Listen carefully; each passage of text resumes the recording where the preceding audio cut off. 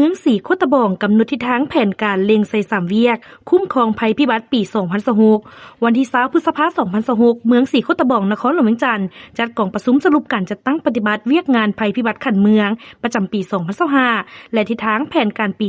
2026 โดยการเป็นประธานร่วมของท่านบุญมีไสยวงศ์ประธานคณะกรรมการปกครองเมืองสีโคตะบองประธานคุ้มครองภัยพิบัติขันเมืองสีโคตะบองท่านสารพิษศูนย์วรวงศ์หัวหน้าแผนกแรงงานและสวัสดิการสังคมนครหลวงเวียงจันทน์และภาคส่วนเกี่ยวข้องเข้าร่วมท่านดวงจันทร์จันเจืองหัวหน้าโครงการแรงงานและสวัสดิการสังคมเมืองสีโคตะบองรายงานบทสรุปการจัดตั้งปฏิบัติเวียกงานภัยพิบัติประจำปี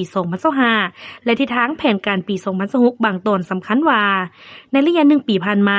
ทั่วเมืองแม้นบ่มีเหตุการณ์น้ำท่วมและพายุพัดที่ส่งผลเสียหายร้ายแรงแต่มีเหตุการณ์เกิดขึ้นทั้งหมด3ครั้งอยู่2บ้านคือบ้านหนองบัวท้องเหนือ2ครั้งและบ้านเวียงคำ1ครั้งส่งผลกระทบต่อ3ครอบครัวเรือนเสียหาย 100% จำนวน4หลังมูลค่าเสียหายเฉพาะบ้านหนองบัวท้องเหนือมี800ล้านกีบบ่มีผู้บาดเจ็บหรือเสียชีวิตบ่ได้รับผลกระทบต่อพื้นที่การผลิตและที่อยู่อาศัยเนื่องจากการก่อสร้างทางและห้องระบายน้ำเส้นทางเลขที่13เหนือได้สำเร็จเฮ็ดให้ห้องระบายน้ำได้ดีสำเร็จการออกข้อตกลงว่าด้วยกองทุนคุ้มครองภัยพิบัติขันเมืองฉบับเลขที่338ทับคปมจ้ำสบปรับปรุงคณะกรรมการขันเมืองสร้างแผนตอบโต้ภัยพิบัติได้กวดกะประตูน้ำทันสมัย3จุดติดตั้งจักสูบน้ำ7จุดจัดตั้งโครงการต้านเจือนยาว12กิโลเมตรและ9กิโลเมตรพร้อมทางขุดลอกและอนามัยห้องระบายน้ำหลายเส้นทางรวมความยาวหลายพันเมตรภัยพิบัติต้นปี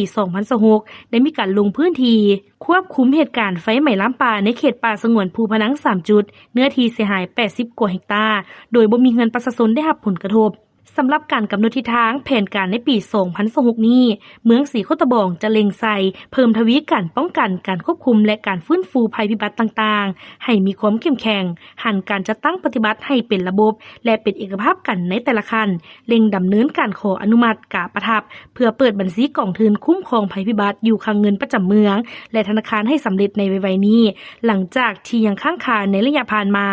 สุ่มใส่กันเฝ้าระวังในเขตเสี่ยงเซนบ้านเรียบตามแคมแม่น้ำของ19บ้านเขตเสี่ยงน้ำท่วม7บ้านและเขตเสี่ยงอัคคีภัยไฟไหม้ป่าพร้อมทั้งยกระดับทักษะความรู้และจัดฝึกอบรมให้แก่คณะกรรมการโดยเฉพาะขั้นบ้าน